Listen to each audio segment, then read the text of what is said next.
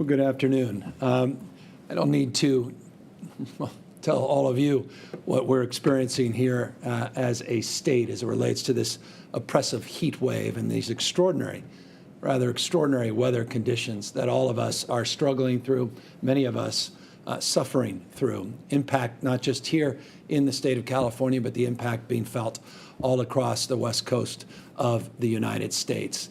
This weather has included thousands, quite literally thousands of dry lightning strikes that have sparked fires throughout the state of California. We've seen wind gusts in Santa Cruz Mountains north of 74 miles per hour, record temperatures that we've experienced, again, not just here in the state of California, but arguably the hottest temperatures we've seen over an extended period of time in close to 70 years on the west coast of the United States, including the headlines that are being garnered around the world with our own Death Valley that may have recorded the hottest temperature in modern recording, period, historically.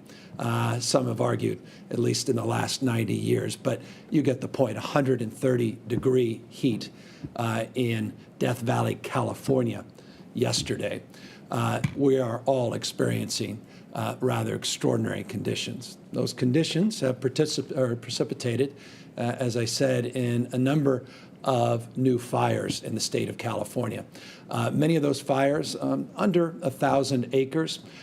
Most of those fires in a condition where we are confident we'll be able to tackle, we'll be able to block, we'll ultimately be able to suppress them in relatively short order. There are, however, 4 larger fires, active fires in the state of California. The River Fire, which has generated headlines near Monterey County, Ranch Fire and Lake Fire in LA County area. Of course, the Apple Fire, which is substantially contained down in Riverside. You could see the containment in each and every one of those fires, 10% River Fire, Ranch Fire at 19%, Lake Fire, progress being made, 31% containment, Apple Fire, again, substantially contained. Those are active fires under extraordinary conditions, and it's a way of expressing this heat dome, this heat index has put enormous amount of pressure, not just on all of you individually, but also our firefighters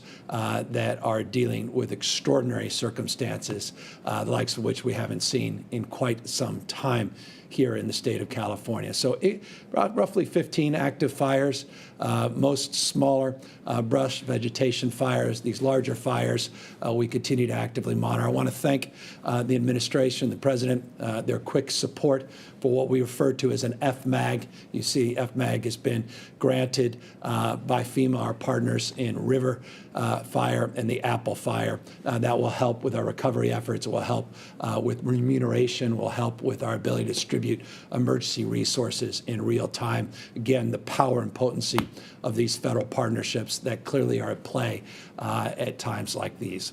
Of course, times like these also have precipitated in pressure on our energy supply across the West, but particularly here in the state of California. It has put pressure that has created some temporary service interruptions that began on Friday, that moved into Saturday, were substantially mitigated on Sunday, but are very likely to continue today, Tuesday, and likely through Wednesday evening. We're going to talk a little bit more about what we anticipate in a moment, but let me give you a size, a scale, the scope of what occurred. When I last left you on Friday, I was handed a note during the midst of my presentation about a new flex alert here in the state of California, that we were looking to be short of the megawatts needed to provide uninterrupted service throughout the state of California, about 1,000 megawatts short of where we needed to be. On Saturday, we fell short roughly 450 megawatts. We were able to turn some things on, address some issues with generators, some peaker plants and the like, look at some load strategies to mitigate and obviate the need for further interruptions. As I said, substantially Sunday, we saw only modest or minor interruptions in service in the state of California. Today, we are anticipating substantially greater need for energy, roughly 4,500 megawatts, 4,400 to be precise, short of where we believe we need to be. Now, that's top line, and I'll explain in a moment that we're not just going to accept that as fate. We're going to try to work to reduce the stress and reduce the need to reach that 4,400 megawatt goal through different strategies, demand reduction, different strategies in terms of procurement of new energy and the like. But this next few days, we are anticipating being challenged as it relates to all of these conditions that have precipitated at once in this historic moment. We always have maintained that, golden oldie, you can't control the weather, but you can prepare for the weather events. And let me just make this crystal clear.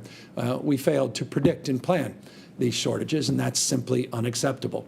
I am the governor. I am ultimately accountable and will ultimately take responsibility, have taken, I assure you, responsibility to immediately address this issue and move forward to make sure this simply never happens again here in the state of California. We began that process again shortly after I left you on Friday, worked throughout the weekend with our Energy Commission, with Cal ISO, our independent system operator, and the California Public Utilities Commission.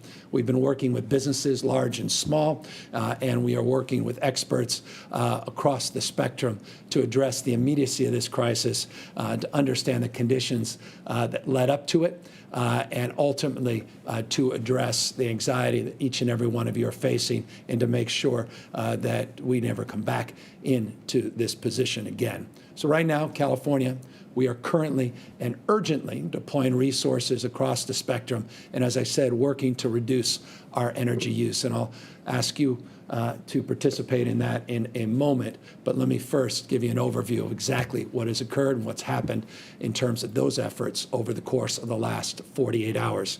I signed an emergency proclamation that very specifically, very demonstrably and directly shifts energy consumption in this state. We're focused primarily on large energy users, and we are shifting to their backup power so they can utilize that power during the peak hours.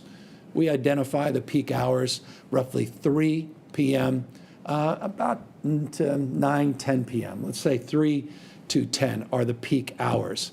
I can explain in a moment why those evening hours become the most precious in terms of our concerns, particularly as it relates to sun going down, the utilization of solar, the fact that while we've had some peak gust winds, wind events across the state have been relatively mild. By the way, that's a good thing from a fire suppression perspective.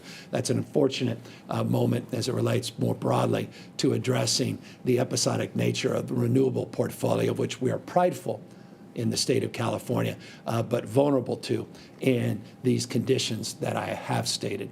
Number two, we have looked to focus on the shared power, the power rather, that we have stored as part of our PSPS protocols in the state.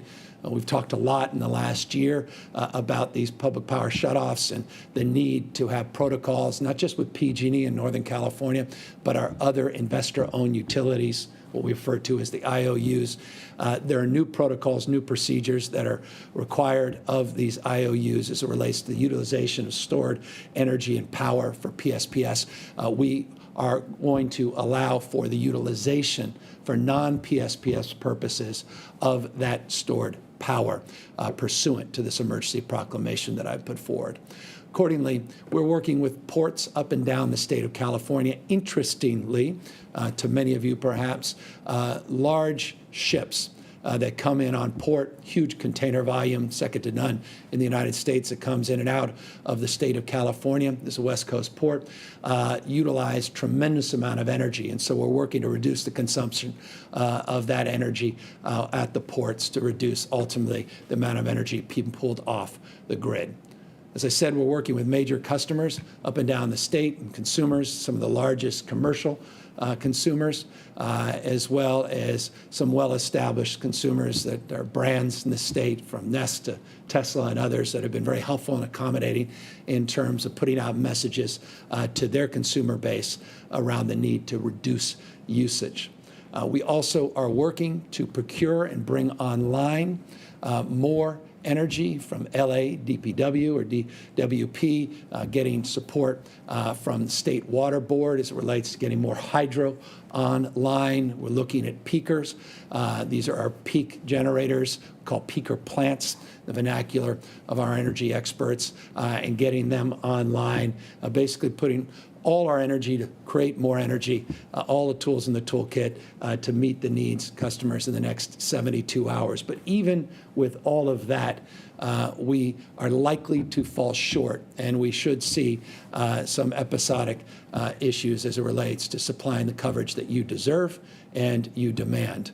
Accordingly, it goes without saying you deserve and also demand what happened and the implications of what this means to the future. And that's exactly what we've initiated over the course of the last 48 hours to understand exactly the relationship, the interrelationship between CAISO, between the CPUC and the California Energy Commission. Energy Commission, just to put it in language most of you can understand, does the forecasting in terms of our energy needs. ISO puts out criteria for what's necessary in order to meet that forecast. And the PUC fundamentally focuses on procurement. So it's a shared responsibility between those three agencies. None of us in the state of California are immune nor naive about the hot's getting hotter, the dry is getting drier, the wet's getting wetter. We have long recognized the consequences of climate change. We have long recognized it by also reconciling our responsibility as the largest state in the United States of America to do more and do better in terms of our low-carbon green growth future. We are committed to radically changing the way we produce and consume energy, and we are creating now and have more jobs in this green sector than we do in the fossil fuel space. So we see it as an economic imperative, and we see it as a moral and ethical imperative as it relates to the kind of world we're going to leave, the kind of state and nation we're going to leave to our kids and grandkids. And we are not backing off on that commitment, quite the contrary. But in the process of the transition, in the process of shutting down, understandably, the desire and need to shut down polluting gas plants, and a desire to go from old to the new, in that transition and the need to shut those down, comes the need to have more insurance, comes the need to recognize that there have been, by definition, demonstrably, in the last few days and what we expect over the next few days, gaps in terms of that reliability. We cannot sacrifice reliability as we move forward in this transition. And we're going to be much more aggressive in focusing our efforts and our intention in making sure that that is the case. We need to make sure that we have a demand response system and we have reliability that meets the expectations that we have all forecasted around issues of climate change and around the prospects that this is not the last, quote unquote, record-breaking historic heat dome and experience that we will have in the state or in this region or in this nation or in our hemisphere in our lifetime. Quite the contrary. This is exactly what so many scientists have predicted for decades. It's manifesting quite acutely here on the West Coast of the United States, also manifesting in droughts, not just wildfires, and not just the issue of concerns around high quality, low cost, reliable energy for people that must have that support for their health, for our economic prosperity, and the like. So one thing I am certain of is that we will move forward with the kind of focus and diligence that's required of us to meet our responsibility head on, to guarantee protocols, processes, forecasting that's more sober around the potency of solar, what it means when there's higher humidity, as we've experienced, and the impact that has on solar, what it means as it relates to our broader portfolio mix, our interdependence with imports, our current protocols with exports of energy to West Coast states, and our capacity on storage in particular that substantially needs to be improved as technology is catching up. Our efforts need to be advanced in this space. But I am confident in our capacity to deal with that. And the reason I maintain that confidence is the work that we've been doing in the last year, particularly the work we have been doing with our largest public utilities in this country, the largest in the United States, PG&E, but the other utilities, to really map a future of reliability that looks very differently than today. And so we've been advancing goals. We're now in the transition of that. And now we have to, I think, sober up to the reality that in this transition, we're going to have to do more and be much more mindful in terms of our capacity to provide backup and insurance. I am not pleased with what's happened. I take a backseat to no one, nor are you. And if you are just on the sidelines, I can assure you shouldn't be pleased with the moment that we're in here in the state of California. We'll get to the bottom of it, and that's why that investigation into what happens and its implications for the future will be done swiftly and immediately, and we will lay out in detailed terms what we're going to do to make sure this simply doesn't happen again.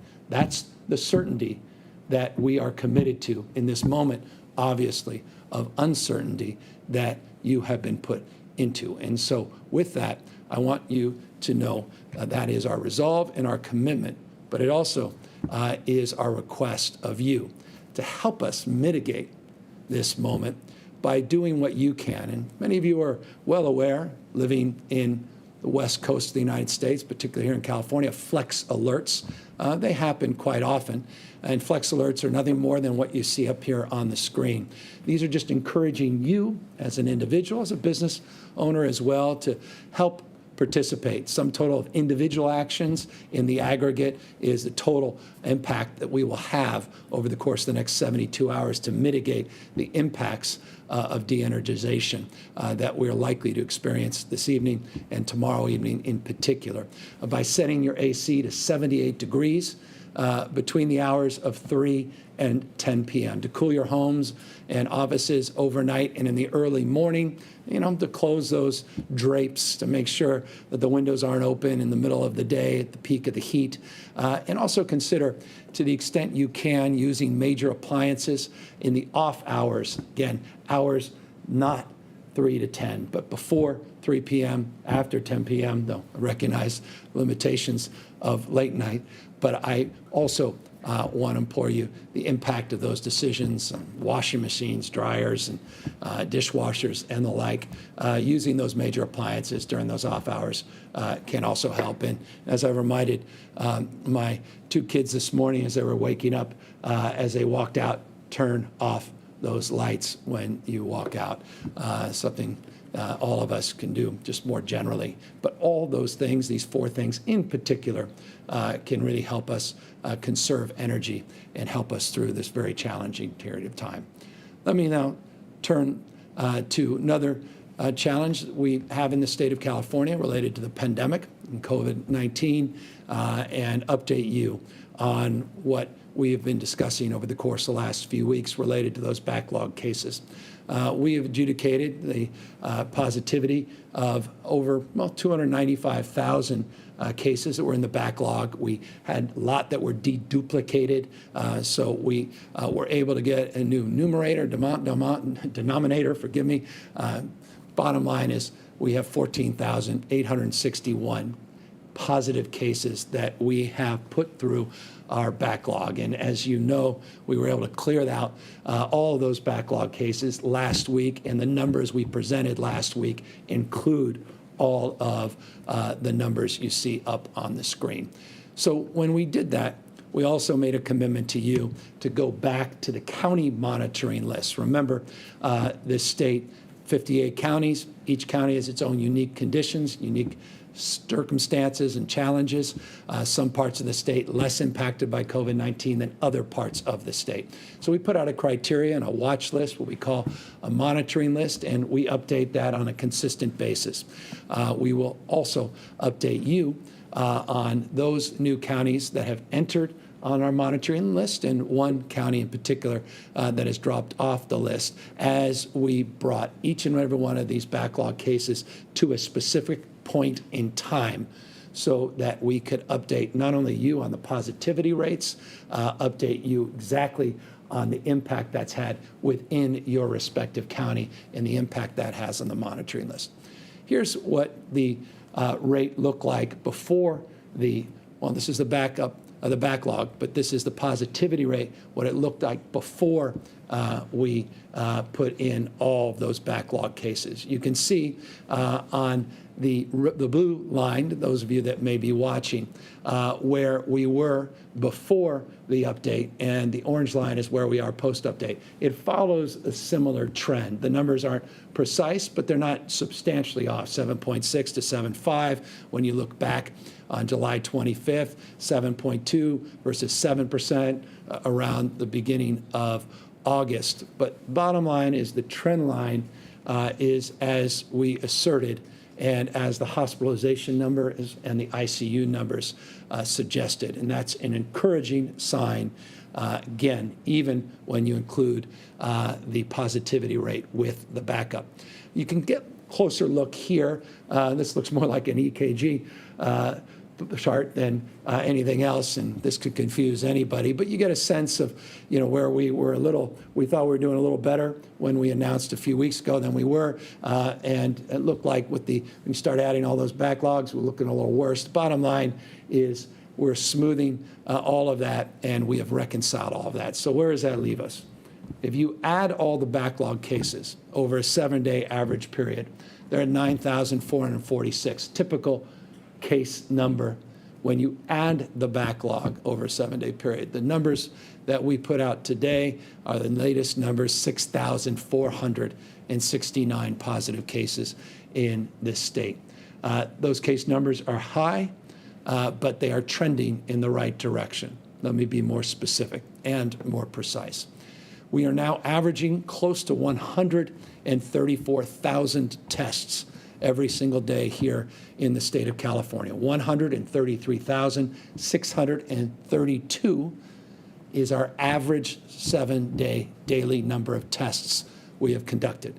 The percentage of people that have been tested over the course of the last 14 days that have tested positive for COVID-19 is 6.5%.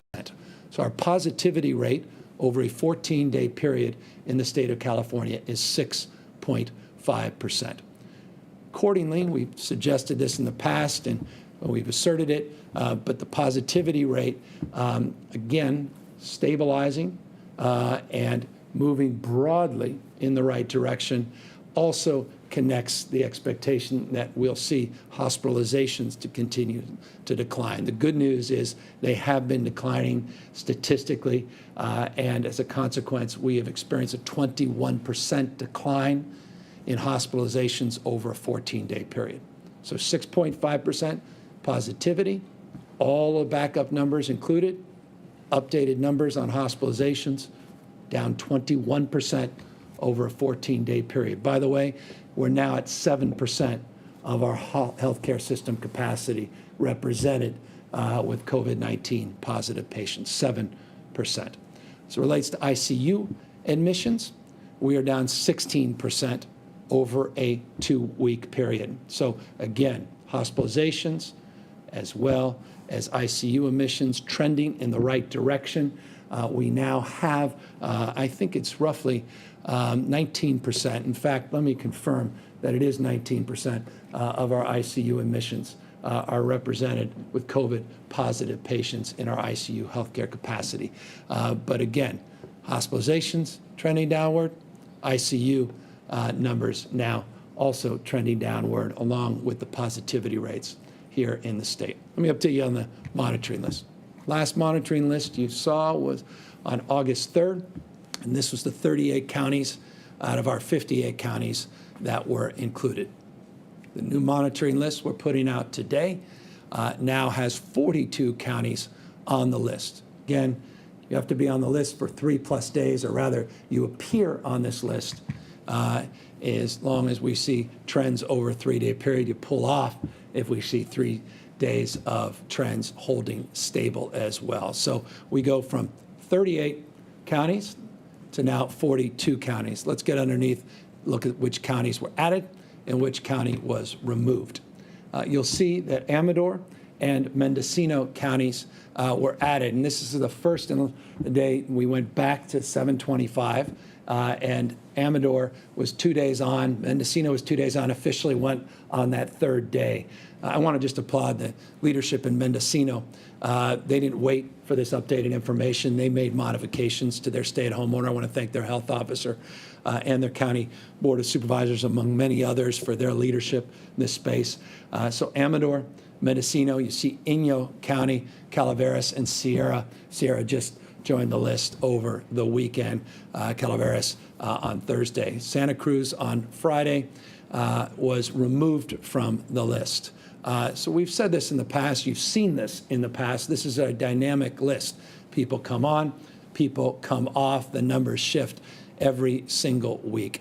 And I anticipate this week the numbers to shift again. It looks like, all things being equal, and the latest reporting period, 24-hour reporting period, which we will have later this evening, it's very likely San Diego will join the list of those counties removed. So likely tomorrow, though we'll update this, likely tomorrow that you see San Diego on that list. But Santa Cruz is currently the one county that was removed from the list. So this is an updated monitoring list.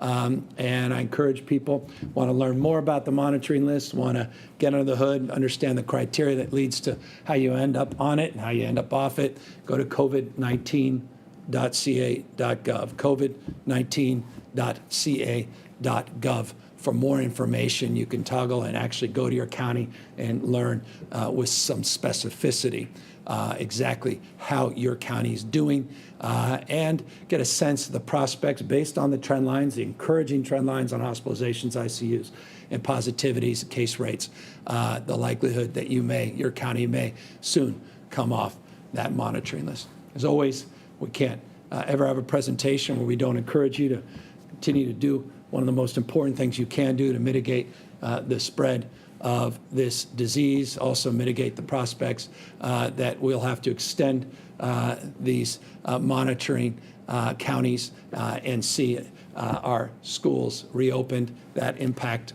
can be substantially made by your commitment and resolve to wearing a mask. Physically distancing, always one of the most important non-pharmaceutical interventions that we can make, and washing your hands, minimizing mixing where you can. And so that is a slide very familiar to those that have taken the time to watch our presentations. I want to just conclude by reminding you of how deadly this disease continues to be. Over the course of the last 14 days, we have averaged, over a 14-day period, the loss of 132 lives on any given day, which is just jaw-dropping when you consider that. And so our heart goes out to every single family that has been torn apart because of tragic loss of a loved one. And I also want to extend just my personal respect, my deep, deep admiration. I had a privilege a few days ago to have a meeting with a number of doctors, a number of nurses, some ICU nurses that talked about being at wit's end and how emotionally exhausted they are, not just physically exhausted they are. But nothing was more impactful to them and to me than the issue of loneliness that they described with loved ones that are in an ICU, intubated, likely to lose their lives, but cannot see a loved one, cannot see the hand reach out to say, I love you and I'm going to miss you.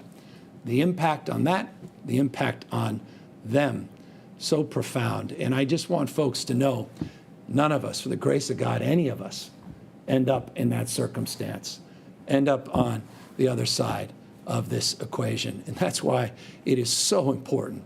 It's so important that we take the responsibility to do a little bit more and a little bit better with wearing a masks and trying to do what we can to minimize mixing.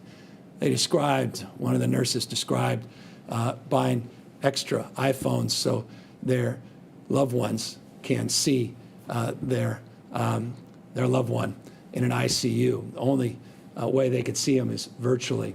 Others described, all but being there as, well, the only one swaddling a young child, singing to a young child because a COVID-positive mother can't even breastfeed. A COVID-positive mother can't even hug their child. That bonding experience, that human experience.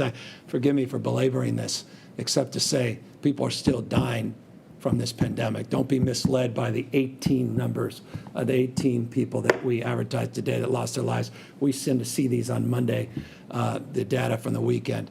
132 human beings losing their lives in an average day over the course of the last 14 days. This disease is deadly. Take it, please, please, take it seriously. And if we do continue to, we will be back in a modified world, at least in the short run, until we have a vaccine, higher quality therapeutics, and we can do that much sooner, much faster, if we continue the course that we're currently on. So with that, I'm happy, of course, to take any questions. Alexei Kosov, SF Chronicle. Hi, Governor. Shortly before you spoke, the head of the ISO essentially pointed the finger at the PUC for this shortfall.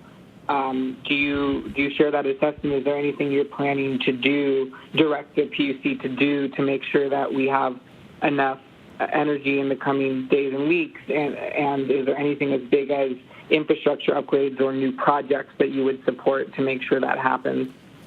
Well, all of the above. We're looking to do exactly that. That's why the emergency proclamation went out. That's exactly what the emergency proclamation calls for. And we are working to get more peaker plants online. We're working to get more hydro online.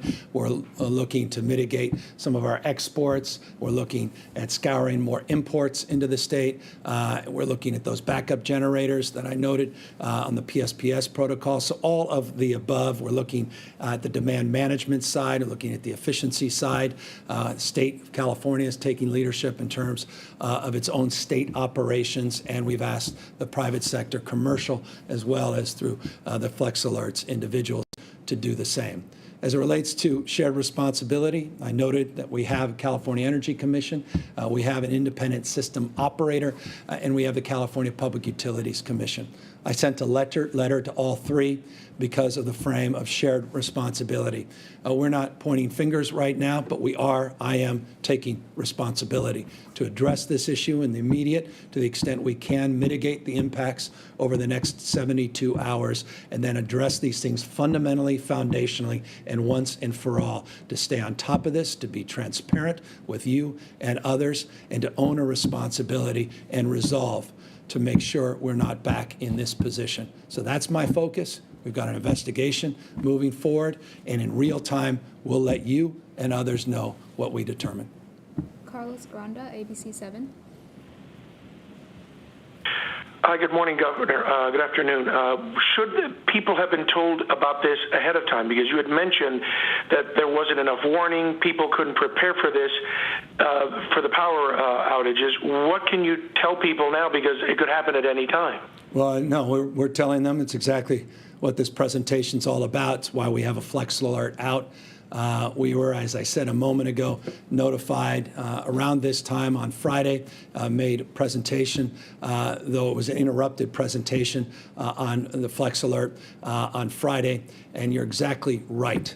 People should have been told sooner, and that is exactly the purpose of the investigation, the purpose of understanding exactly what led to these conditions and how we can mitigate it. Let me just say briefly that we did something else as it relates to notifications, and that is the IOUs, the investor-owned utilities, three of the largest, well-known, San Diego, Sempra, of course, here in Northern California, PG&E.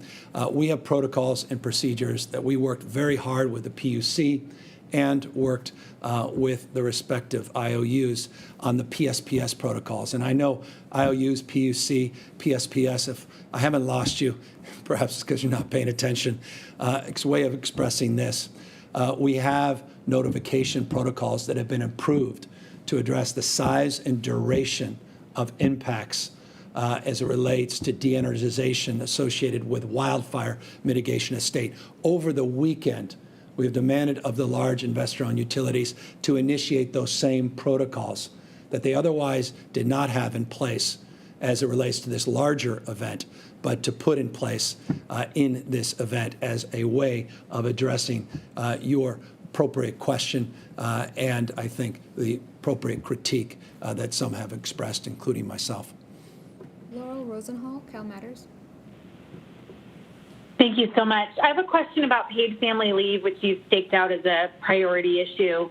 In June, you reached an agreement with legislative leaders to pass a law giving workers job protections if they take family leave. It passed the Senate, but is still pending in the Assembly. And I'm just wondering if you see any challenges in getting this passed in the next 2 weeks. And given the emphasis you put on the issue, what are you doing to ensure it passes? We're working hard to ensure it passes. We're committed, not just interested in that process. We've made tremendous progress as part of a broader commitment that we have with the legislature. I have all the confidence we'll get it done by the end of this legislative calendar. Teresa Harrington, EdSource. Hi, I was wondering about how these outages may be affecting distance learning in terms of the required instructional minutes and how attendance is being taken. Would the instructional minutes be given a waiver if there's a power outage, and would students be given excused absences? Yeah, well, let me get back to you in the details. Look, obviously, extenuating circumstances. We have to be flexible. We are not ideological. And so that's a right question. As a parent, it's a question we've had, my wife and I, as it relates to people preparing for distance learning. But I want folks to know this. This is very temporary. We're expecting, because of the magnitude of this weather event and the fact that this heat dome and this high pressure system is really set in on the west coast of the United States, that we will start to move away. Temperatures may be hot, but not as hot, not as humid as we've seen. Conditions will present themselves after Wednesday where we could substantially mitigate this. Again, these are not permanent conditions. The de-energization would likely occur in those later peak hours, not in the early morning instructional hours. But nonetheless, if there are extenuating circumstances, absolutely we'll be open to making adjustments and being very mindful of the impacts, considerations you set forth. John Wolfuck, Mercury News. Hi, Governor. I was the head of the ISO had said that they'd warned the Public Utilities Commission about the prospect of power shortages of this sort years ago, and somehow that was not heeded. Can you comment on that? Did you know that when you beforehand, or did you just find that out? Yeah, so it's exactly why we're doing the investigation. We'll have real transparency in that space, well aware of that interaction. Again, there's a shared responsibility here, three-legged stool as it relates to energy in the state of California. The California Energy Commission are forecasting, particularly with extreme weather events and our need to improve that process, those protocols. A framework of what's necessary, protocols and procedures, the application of our energy policy at ISO, we're investigating the same, and the California Public Utilities Commission and the work they have done based on forecasts, based upon the application of these rules as it relates to procurement is also being reviewed. I'm very mindful, and I'll just close, forgive me for being more long-winded in response to your question. I'm very mindful of the dynamics of energy policy, having spent the larger part of last year trying to address PG&E's bankruptcy. We put together an advisory group to lay out the tenets of a more dynamic, more reliable, affordable, dynamic, disaggregated energy system here in the state of California.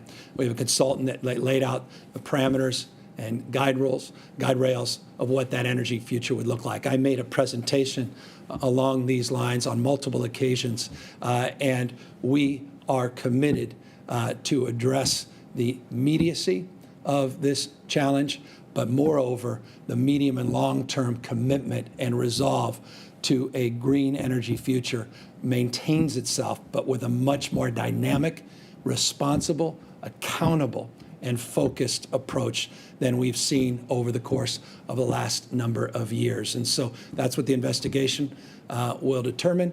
That's what this process ultimately will resolve. Karen Luna, LA Times. Governor, you said you didn't know about the problem with the Cal Ready system when you disclosed the decline numbers a couple weeks ago, and now it sounds like you're saying the state had failed to predict and plan for the current energy shortage, and you're ordering an investigation into it. So is there a communication problem within your administration, or No. why are you not aware of and planning for these major issues? Governing a state as large as ours, it's difficult to predict everything that happens every single day. It's ultimately my responsibility. I thank you for, I think, the appropriateness of the question, but I certainly have a responsibility when things do come to my attention, and I'm being very transparent with you about when they did, which I think is important, to take responsibility to fix them. Vermel, Politico. Yes, hi there, Governor. Thanks so much. I was wondering if you support grid regionalization. Excuse me. That was the concept that was introduced by Assemblymember Holden last year. It passed the Assembly, but not the Senate.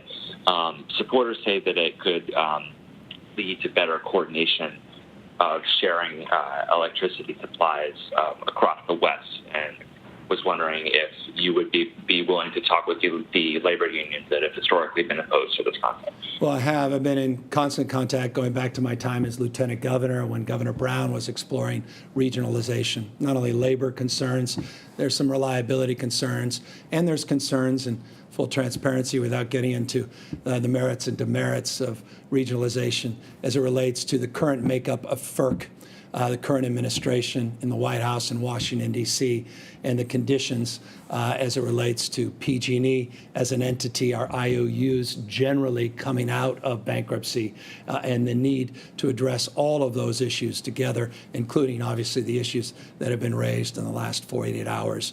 So the answer is yes, we have been in active conversations. I have personally for a number of years in this space, and it was the collective wisdom of legislative leaders, not just labor leaders, but the entire administration, that in the midst of all of this, particularly with those large IOU questions, because of the resulting bankruptcy of the largest utility in the United States of America, PG&E, that it was best to wait until the process completed itself to get them out of bankruptcy and to begin to stabilize our portfolio. That includes the importance of the IOUs as well as community choice aggregators. Again, this is complicated.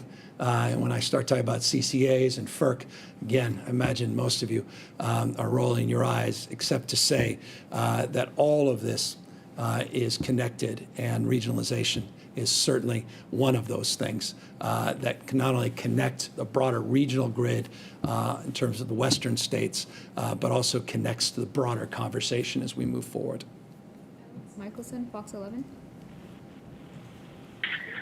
Hi, Governor. In the midst of all this, there's also a presidential campaign this week and a convention, and on Thursday you're going to address the entire country on behalf of California. I'm wondering if you could give us a preview of what we can expect to hear from you and what you're looking for this week. I appreciate that. So no direct speech on Sunday, more of a engaged conversation with another well-known elected official. But I'm honored and certainly humbled by the privilege of having that time and that moment to engage with someone I have tremendous respect for.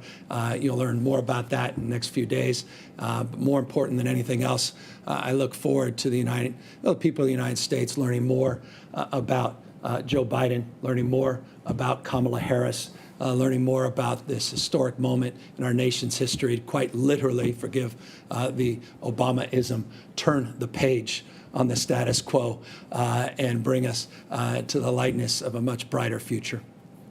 Final question, Taryn Mento, KPBS.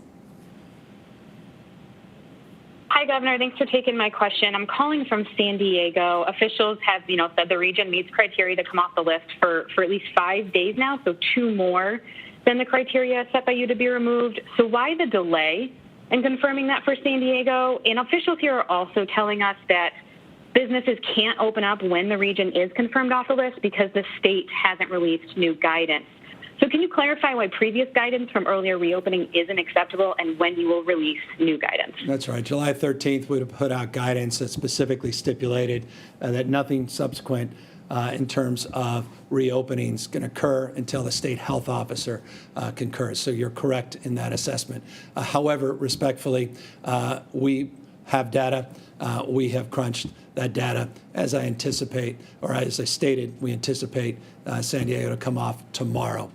So imagine that's good news from perspective of the county. In fact, I think it's extraordinarily good news, speaking on behalf not just of the county, but also of the state of California. We're very encouraged by that. We want to continue to see progress, not just in San Diego, but all across the state. I want to also acknowledge the progress made in Santa Cruz. But as members of some of the elected family members we've been in contact with in Santa Cruz made the point, the dynamics between the counties and the nature of this pandemic and the spread and the like, the dynamic nature is that these things aren't necessarily permanent unless we adapt to modifications and address the transmission, which continues to be very, very challenging for all of us, not only in this state, but across the country. But San Diego, we anticipate come off tomorrow based upon our analysis of the numbers, and we look forward to making that announcement.